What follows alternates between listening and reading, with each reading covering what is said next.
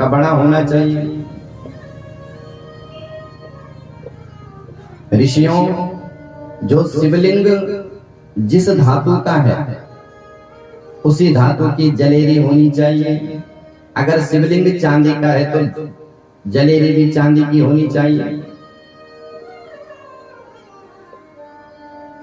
जलेरी जो होती है वो भगवती परम्बा का स्वरूप है, चिन्ह है। तो जिस लिंग की, जिसका लिंग होता है, चाहे पारद का लिंग है,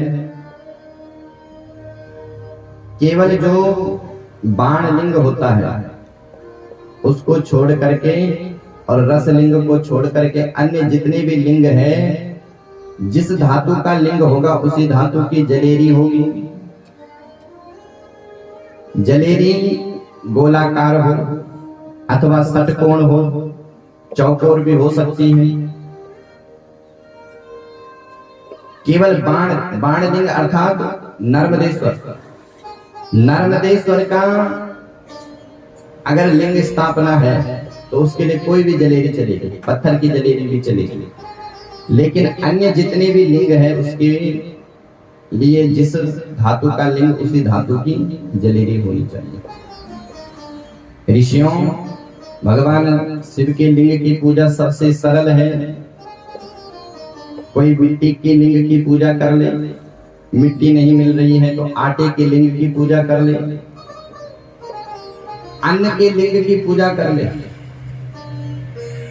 और अगर अन्न नहीं है तो गुड़ का लिंग बना ले, उसी की पूजा कर लो।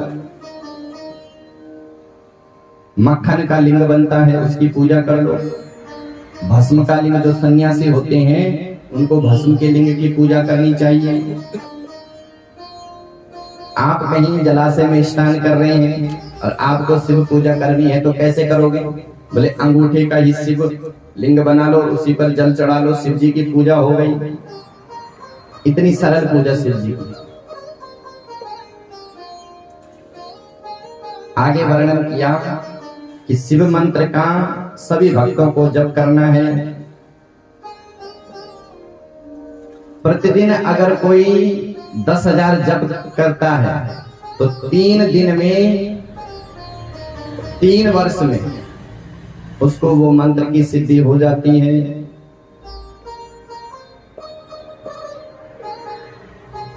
आगे 3 प्रकार के यज्ञ का भी वर्णन किया। अग्नि यज्ञ सन्यासी को करना चाहिए, देव यज्ञ गृहस्थों को करना चाहिए, और ब्रह्म यज्ञ सन्यासी को, अग्नि यज्ञ ब्रह्मचारी को करना चाहिए, और हम गृहस्थों को देव यज्ञ करना चाहिए। देवताओं का यजन करना चाहिए, क्योंकि देवताओं से हमको भौतिक संसार मिलता है। बोलिए स्वामी जी महाराज की। हम लोग गृहस्थी हैं और गृहस्थों को देवताओं के द्वारा जो आशीर्वाद होता है उसी से हम लोगों की पूर्ति होती है। देवताओं का अर्थ है ददाति इति देवता, जो हमको देते हैं, सुख वैभव देते हैं। इसलिए हमको देव यज्ञ करना चाहिए। ब्रह्म यज्ञं द्विजं कुर्यात् देवानां तृप्तये सकृत् ब्रह्म यज्ञ इति प्रोक्ता वेदस्याध्ययनं भवेत्। आगे सप्तबारों का भी वर्णन किया कि शिव जी से सप्तबार कैसे प्रकट हुए। देश काल पात्र और दान का भी बड़ा सुंदर वर्णन किया। किस देश में जप तप करने से सबसे ज्यादा फल मिलता है, इसका भी अलग अलग वर्णन किया। बोले ऋषियों, शुद्धं गृहे सफलम देव यज्ञादि कर्मसु। सबसे पहले घर में जब कोई यज्ञ करे तो घर का लेपन करे, और उस घर में अगर कोई अनुष्ठान हो रहा है तो उसका फल बराबर मिलता है। जैसा आपने यज्ञ किया उसका फल आपको 100% मिलेगा। लेकिन अगर आपने वही यज्ञ किसी जलाशय में कर लिया, नदी के किनारे कर लिया, तो उसका आपको 200% फल मिल जाएगा, दुगना फल मिलेगा। और जलाशय से ज्यादा 10 गुना फल आपको देवालय में मिलेगा, किसी शिवालय में मिलेगा। वही अनुष्ठान आपने अगर शिवालय में किया तो उस जलाशय की अपेक्षा 10 गुना ज्यादा फल शिवालय में उसको आपको मिलेगा। और वही अनुष्ठान अगर कदाचित आपने किसी तीर्थ में कर लिया, किसी तीर्थ की भूमि में कर लिया, वृंदावन आदि द्वारिका आदि में कर लिया, तो 10 गुना फल और मिल जाएगा।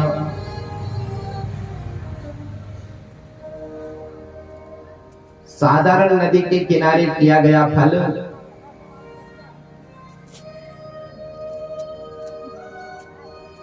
घर के उपेक्षा ज्यादा है।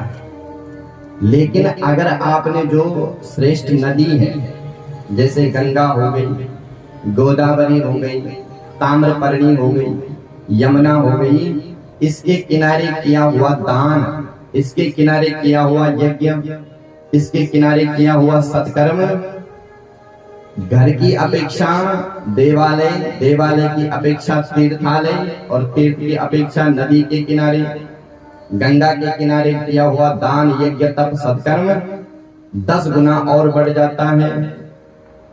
गंगा गोदावरी चैव कावेरी ताम्रपर्णवी सिंधुश्च सरयूरेव सप्तगंगा प्रकृतिताः। 7 प्रकार की गंगा हमको इस धरा पर मिली हुई है भगवान की कृपा से। हम लोग कितने भाग्यशाली हैं कि हमको गंगा मैया के दर्शन होते हैं इस कलिकाल में। और जितने भी रेवा, अन्य जो पहले बहुत नदियां थी, लेकिन वो जैसे जैसे कलयुग बढ़ रहा है वैसे वैसे उन गंगाओं का जो काल है वो पूरा हो रहा और वो अपने स्वर्ग लोक को जा रही है। लेकिन हम लोग भाग्यशाली है कि हमारे भी बीच में अभी तक गंगा मैया है। लेकिन कुछ साल बाद, 500 वर्ष बाद, 1000 वर्ष बाद गंगा मैया भी अपने स्वर्ग लोक को चली जाएगी। जैसा जैसा कलयुग बढ़ेगा वैसे वैसे गंगाएं भी लुप्तप्राय हो जाएगी, क्योंकि ये देवी देवता है और इनका एक काल होता है। इतने वर्ष तक अवतार लेंगे, उसके बाद अपने स्वधाम चले जाएंगे। ऋषियों, सर्वश्रेष्ठ फल वहां मिलता है जहां पर हमारा मन लग जाए। अंत में कहा, बोले अगर हमारा मन घर में नहीं लग रहा है तो जंगल में जाओ सत्कर्म करने के लिए। जंगल में मन नहीं लग रहा है तो देवालय में जाओ। देवालय में मन नहीं लग रहा तो तीर्थालय में जाओ। तीर्थ में भी अगर मन नहीं करता है तो सत्कर्म करने से कोई फायदा नहीं। जहां तुम्हारा मन करे, अगर तुम्हारा मन घर में ही सत्कर्म करने में लगता है तो वही तुम्हारे लिए सर्वश्रेष्ठ सत्कर्म है। सर्वस्मादिकं ज्ञेया यत्र वा रोचते मनः। जहां तुम्हारा मन रम जाए, जहां तुमको अच्छा लगे, वहीं पर तुम भगवान का नाम सत्कर्म करो, भगवान के लिए दान करो, अपने पितरों के लिए दान करो, यज्ञ करो, व्रत करो। पर अगर तुम्हारा मन कहीं तीर्थ में भी नहीं है, तुम चले गए तीर्थ में और वहां पर तुम्हारा मन नहीं है, तो वहां पर दान मत करो, क्योंकि तुम्हारा मन नहीं है। जहां पर तुम्हारा मन रम जाए बस वहीं पर भगवान का नाम जप कर लो। जिस देश में, जिस भेष में, परिवेश में रहो, राधा रमण, राधा रमण, राधा रमण कहो। इस देश में इस वेश में परिवेश में रहो, राधा रमण राधा रमण कहो। राधा रमण कहो। जिस संग में जिस ढंग में जिस रंग में रहो, जिस संग में जिस ढंग में जिस रंग में रहो, राधा रमण कहो।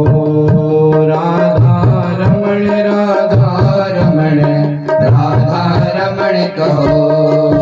जिस देश में जिस वेश में परिवेश में रहो, राधा रमण कहो।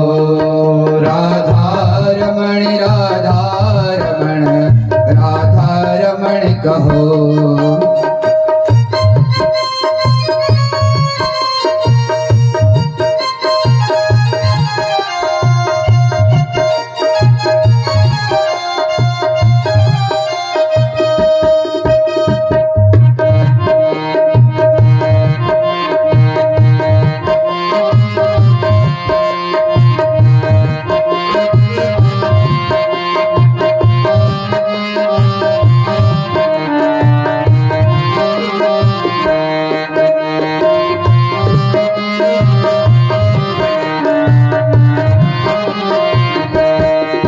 जिस भोग में जिस योग में जिस रोग में रहो, जिस भोग में जिस योग में जिस रोग में रहो, राधा रमण कहो। राधा रमण कहो। जिस देश में जिस वेश में परिवेश में रहो, राधा रमण कहो।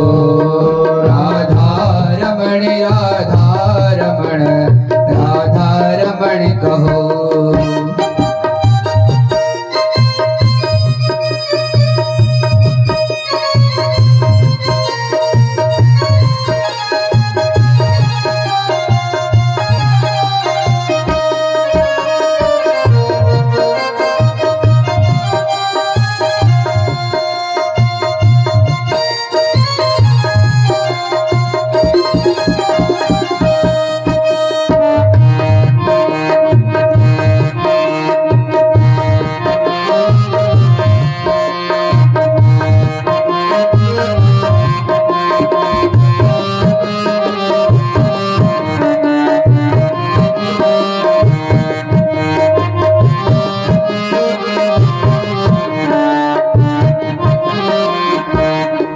जिस काम में जिस धाम में जिस ग्राम में रहो, जिस काम में जिस काम में जिस धाम में रहो, राधा रमण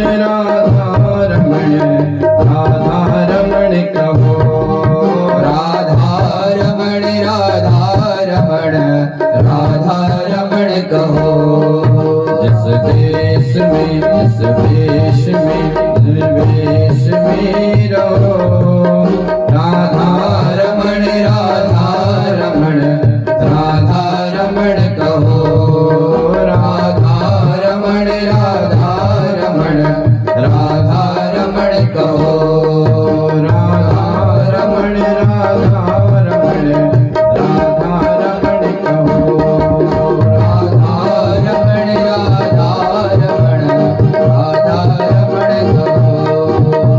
श्री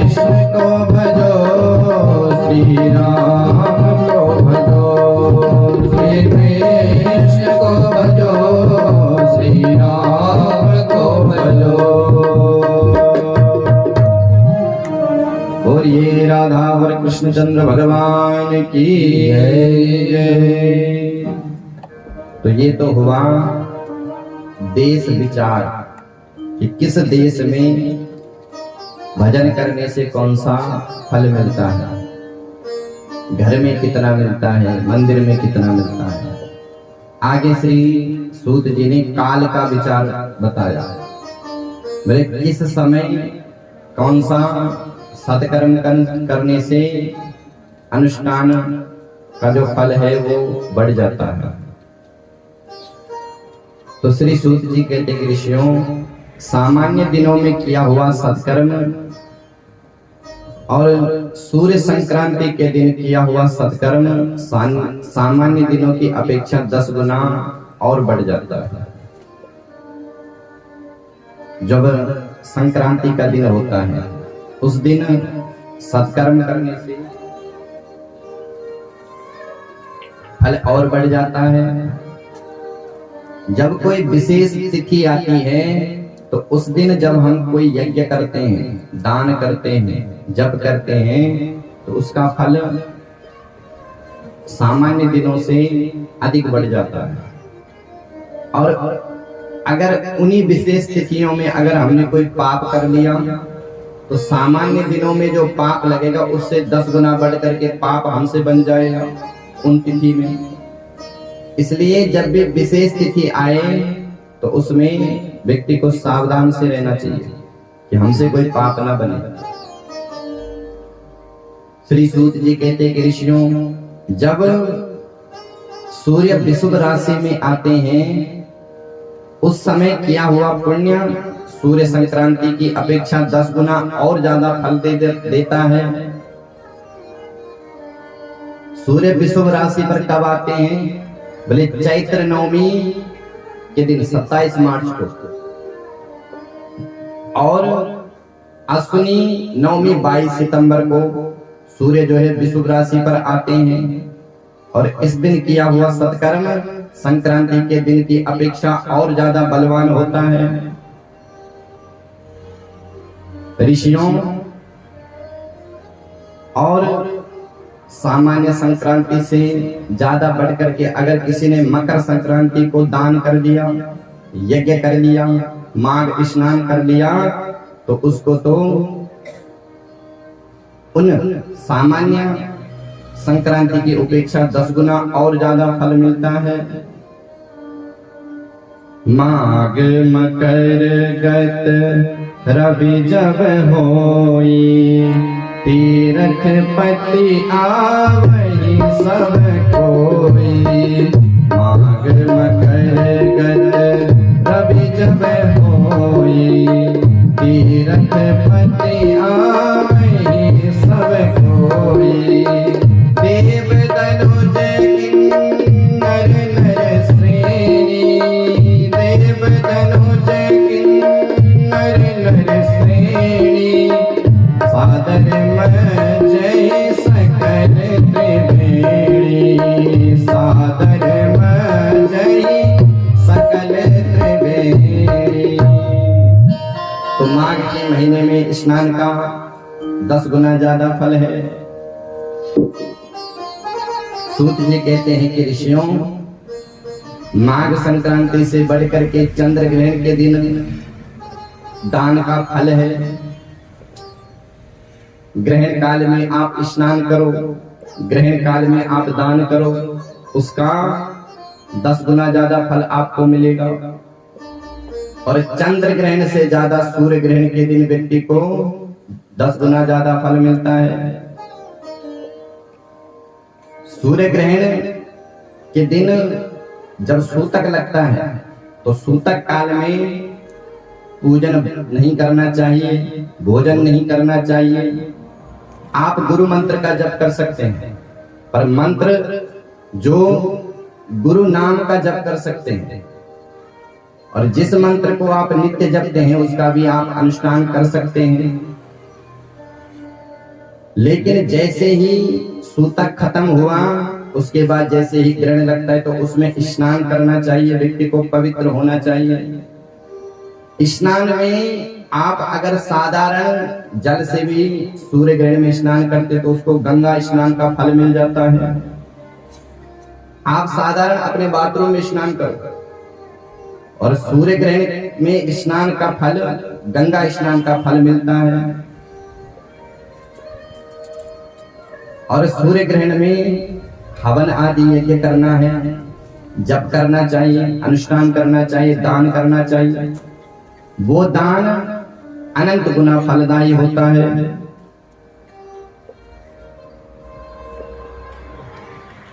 ऋषियों, सूर्य ग्रहण में दान जप से स्नान से भी 10 गुना पुण्य की प्राप्ति तब होती है जब हम संतों के साथ में सत्संग करते हैं।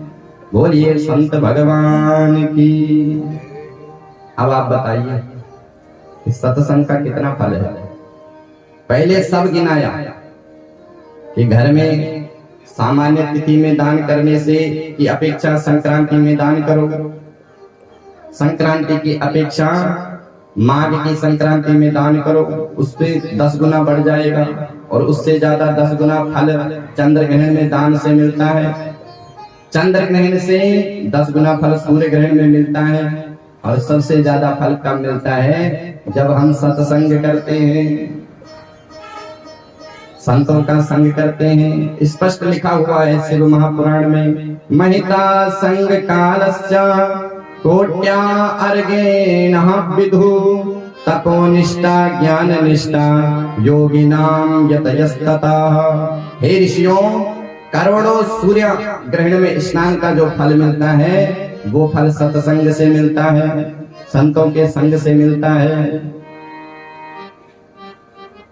इसीलिए तो लंकनी ने हनुमान जी से कहा, जब हनुमान जी लंका में प्रवेश कर रहे थे तो हनुमान जी ने छोटा सा रूप धारण किया था, मसक समान रूप कपिधरी, और चुपके से जा रहे थे, लंका में प्रवेश कर रहे थे रात्रि के 12 बजे।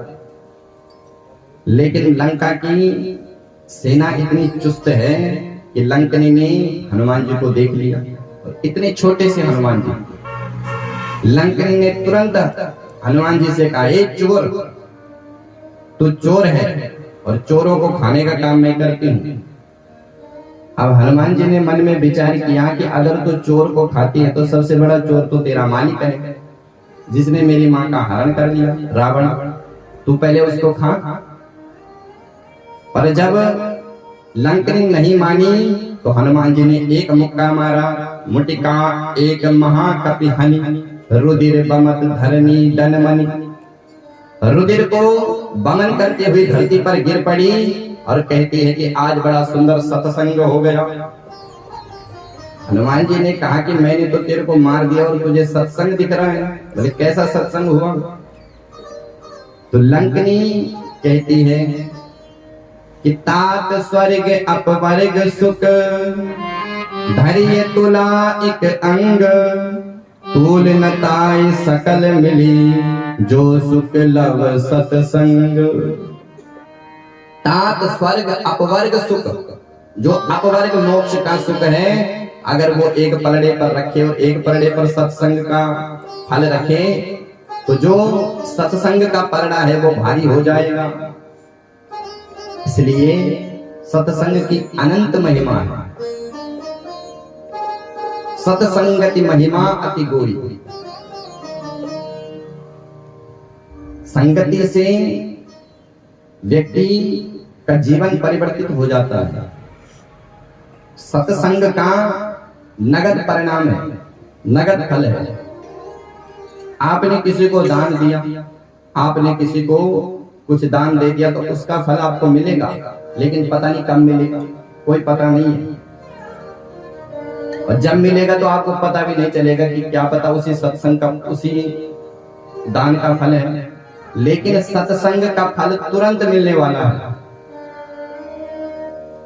सबसे पहला फल तो यह है कि जो जीव दैहिक दैविक भौतिक ताप में अपने जीवन में व्यतीत है, जैसे वो सत्संग रूपी सरोवर में डुबकी लगाता है तो उसकी जितनी भी गर्माहट है, जितने भी दैहिक दैविक भौतिक ताप है, सब नष्ट हो जाते हैं और वो घर की जो टेंशन है वो सब भुला देता है कथा में। तो ये तो नगद परिणाम है। तो हे ऋषियों, संतों का संग और सत्संग का अनंत फल है। ऋषियों, जो फल गायत्री पुरुष चरण का है वही फल सत्संग का बताया गया है। देश काल पात्र के बाद अब दान का पात्र का विचार है कि दान का उत्तम अधिकारी कौन है, किसको दान करना चाहिए। दान भी सबको नहीं करना चाहिए। दान जब भी करो तो विवेक पूर्वक करो। अगर हमने किसी सन्यासी को स्वर्ण दान किया तो हम नरक में चले जाएंगे। ब्रह्मचारी को हमने तांबूल दान में दे दिया तो हम नरक में चले जाएंगे। यत ये कांचनम दत्वा तांबूलम ब्रह्मचारिणो चोरेभ्यो अभयम दत्वा दाता अपि नरकम व्रजेत। जो चोर होता है उसको अभय दान कभी मत दो। अगर तुमने उसको अभय दान दे दिया तो तुम नरक में चले जाओगे। दाता अपि नरकम व्रजेत। इसलिए दान जब भी करो तो पात्र को देख करके करो। और दान का सच्चा पात्र वही है जो गायत्री जापक है। दान का अर्थ क्या होता है? दान हम क्यों करते हैं? बोले पतना त्रायते इति दानम। जो पतन से हमको बचाए वही उसी को हम दान करें। तो पतन से वही बचा सकता है जो स्वयं गायत्री का उपासक हो, गायत्री जप करता हो।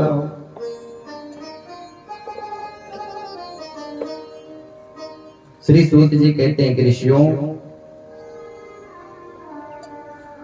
सतयुग में दान का पूरा पूरा फल मिलता था। त्रेता में उसका फल 75% हो गया और द्वापर में 50% और इस कलिकाल में केवल 25% फल मिलता है। ये क्यों? बोले ये युग धर्म ही ऐसा है। इस युग में, कलयुग ने लोगों की ऐसी वृत्ति बना रखी है कि सब जीव पापाचार करते हैं। ये युग धर्म ही ऐसा है। यहाँ पर कोई कितना भी बड़ा महान होगा वो भी उसके जीवन में कुछ ना कुछ भी पाप बनते ही होंगे। ऐसा इस कलयुग में क्यों होता है? इस कलयुग में हम लोगों को पूरा पूरा फल क्यों नहीं मिलता है? क्योंकि कलयुग में एक तो खान पान विकृत हो गया, दूसरा लोगों के अंदर श्रद्धा नहीं रही, विश्वास नहीं रहा। और बिन विश्वास न भगत, बिना विश्वास के कोई भी अनुष्ठान हमको फल नहीं दे सकता है। हम लोग जब कोई अनुष्ठान करते हैं तो उसके करने में हमको विश्वास होना चाहिए कि जो हम कर रहे हैं इससे हमको पूरा पूरा फल मिलेगा। हम जो शिव जी को जल चढ़ा रहे हैं इसमें साक्षात शिव है। अगर ये मानकर आप जल चढ़ाओगे तो आपको पूरा फल मिलेगा। और अगर आपके मन में किंचित भी अविश्वास हो गया तो फिर फल नहीं मिलेगा। जहां पर विश्वास होता है वहीं पर भगवान होते हैं। बट विश्वास अचल निज धर्मा। विश्वास ही शिव है और श्रद्धा ही पार्वती है। श्रद्धा और विश्वास से अगर हम कोई भी धर्म अनुष्ठान करते हैं, कोई भी दान करते हैं तो हमको पूरा फल मिलता है।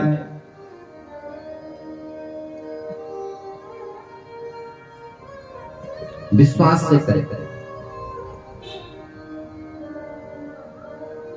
आचार्यो वेद संपन्न विष्णु भक्त विमत्सर मंत्रज्ञो मंत्र भक्तश्च। हम जिस आचार्य को दान करें, जिस ब्राह्मण को दान करें, उसके भी लक्षण दिखने चाहिए। सबसे पहले क्या लक्षण? बोले आचार्यो वेद संपन्न। वेद से, वेद के जो वाक्य है उन वाक्यों का विधि पूर्वक और श्रुति रूप से गुरुमुख से जिसने अध्ययन किया है वही आचार्य है। आचार्यो वेद संपन्न विष्णु भक्त विमत्सरा, जो विष्णु का भक्त है, राम का भक्त है, शिव का भक्त है, जिसके हृदय में कोई मत्सर नहीं है।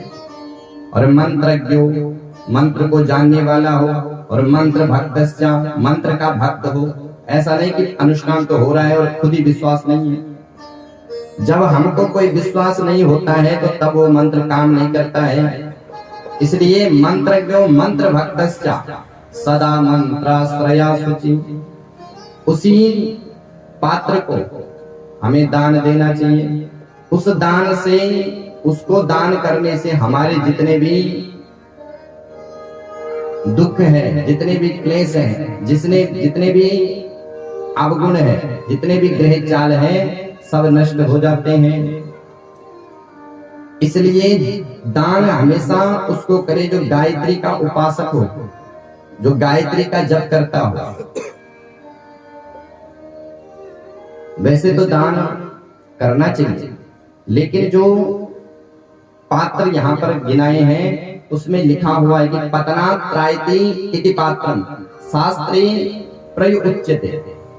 जो शास्त्र के अनुसार उस दाता को पतन से पार करा सके, उसी को दान करना चाहिए। स्वयं शुद्धो हि पूतात्मा नारास्त्रन मुहूर्तवे। ऋषियों, जिस प्रकार से एक गरीब किसी को दान नहीं कर सकता है, उसी प्रकार से बिना गायत्री जप वाला ब्राह्मण किसी को आशीर्वाद नहीं दे सकता है। ब्राह्मण का तो मूल गायत्री है। अगर ब्राह्मण गायत्री न करे, गायत्री से अगर ब्राह्मण दूर हो जाए तो महाराज वो धीरे धीरे धीरे धीरे पतन की ओर चला जाएगा। उसकी जो मूल है वो सब नष्ट हो जाएगा। इसलिए ये जो धर्म है, ये जो हम सत्कर्म करते हैं, सत्कर्म बाद में करें, पहले अपने कर्म सुधारें। पहले हमें आचरण करना है, बाद में उपदेश करना है। लेकिन कुछ लोग ऐसे होते हैं कि उपदेश तो खूब करते हैं और स्वयं उनके जीवन में आचरण नहीं है। तो वो तो ऐसी बात हुई जैसे 4 व्यक्ति एक अंधे कमरे में थे और आपस में प्रकाश की बात करते हैं कि भैया माचिस जलाओ तो प्रकाश हो जाएगा। दूसरा कहता नहीं नहीं माचिस नहीं, आप तो लैंप जलाओ तो प्रकाश हो जाएगा। तीसरा कहता कि बल्ब जलाओ, लेकिन जलाया किसी ने नहीं, तो अंधकार दूर होगा? नहीं होगा। उसी प्रकार से ज्ञान की बात करने से ज्ञान नहीं होगा, आचरण करने से ही हमको शाश्वत सुख की प्राप्ति होगी। पर उपदेश कुशल बह तेरे, जे आचरे ना ते नर न घनेरे।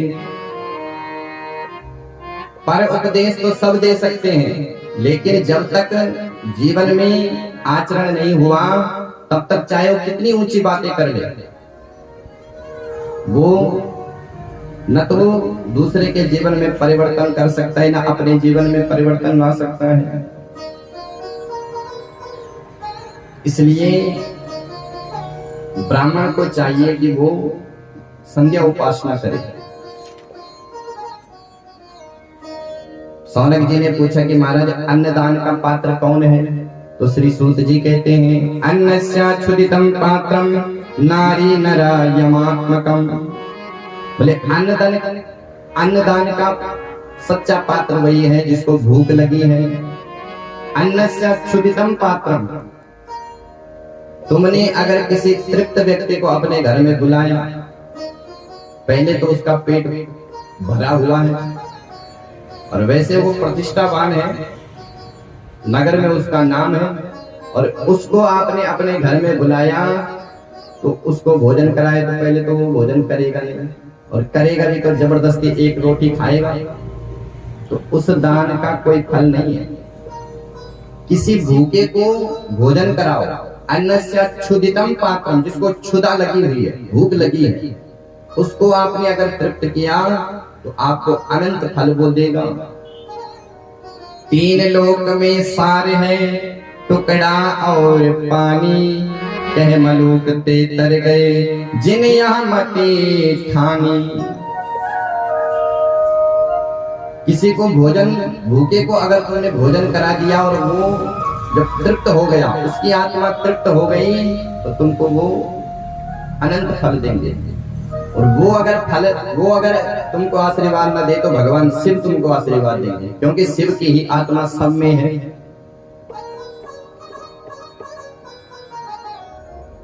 श्री सूत जी कहते कि ऋषियों, जिस वस्तु की इच्छा किसी ब्राह्मण के मन में है और बिना उससे पूछे तुमने वो उसकी इच्छा को पूरा कर दिया, तो उसका तुमको 10 गुना फल ज्यादा बढ़ जाएगा। और बोलने से अगर वो उसको तुमने ब्राह्मण को दी तो उसका बराबर फल हो जाएगा।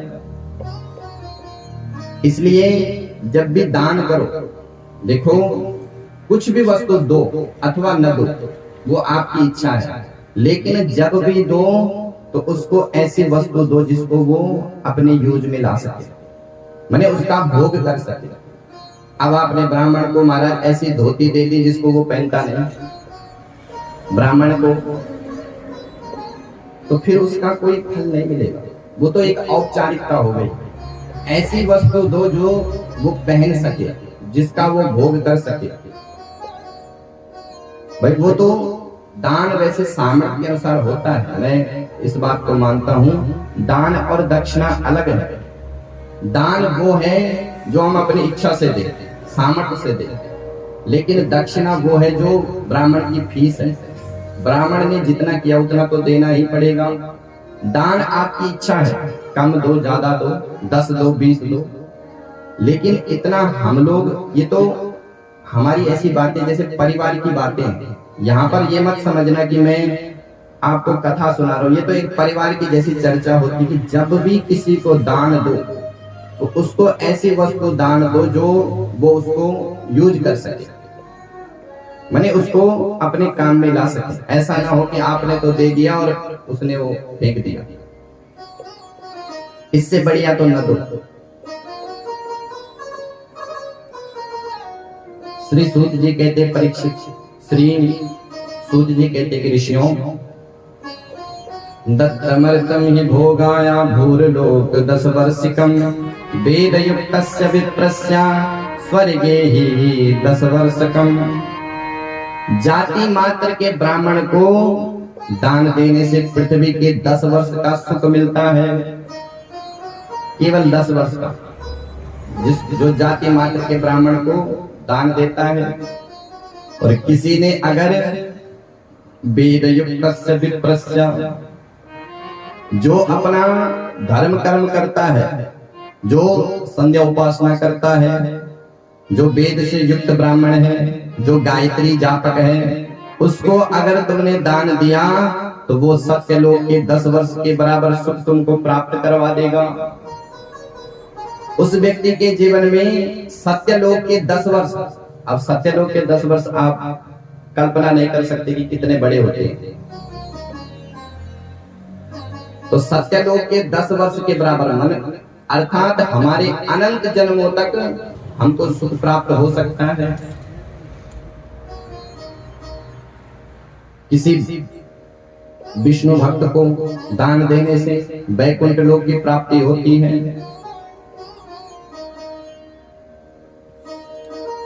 फिर सौनक जी ने कहा कि गुरुदेव, श्रद्धा और विश्वास कैसे बढ़ता है, कैसे ये श्रद्धा और विश्वास बढ़े? तब श्री सूत जी कहते हैं कि ऋषियों,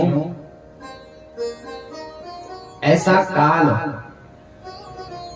और ऐसा समय हम तुम्हें बताते हैं कि जिस समय श्रद्धा पूर्वक दान जप भोजन करवाने से उस भोजन का दान का 10 गुना ज्यादा फल हमको प्राप्त होता है। श्री सूत जी कहते कि ऋषियों बहुमानमाथ वध्वानम अभ्यंगा पाद सेवनम। ऋषियों जब भी ब्राह्मण तुम्हारे घर में आए तो उसको दशांग भोजन करवाना चाहिए। दशांग भोजन।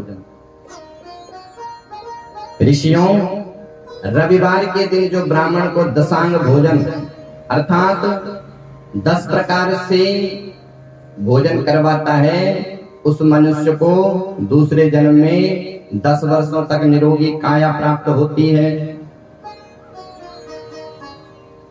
ये दशांग भोजन क्या है? बोले भोजन के 10 अंग है। सबसे पहले क्या है कि ब्राह्मण को उनके घर से बुलाओ, और बुलाओ फोन करके नहीं बुलाओ, उनके घर लेने के लिए जाओ। ब्राह्मण को अपने साथ लेकर के आओ। बहुमान मध्य ध्वानम्य अभ्यंगा पाद सेवनम। सबसे पहले उनके चरण धुलाओ अपने घर में।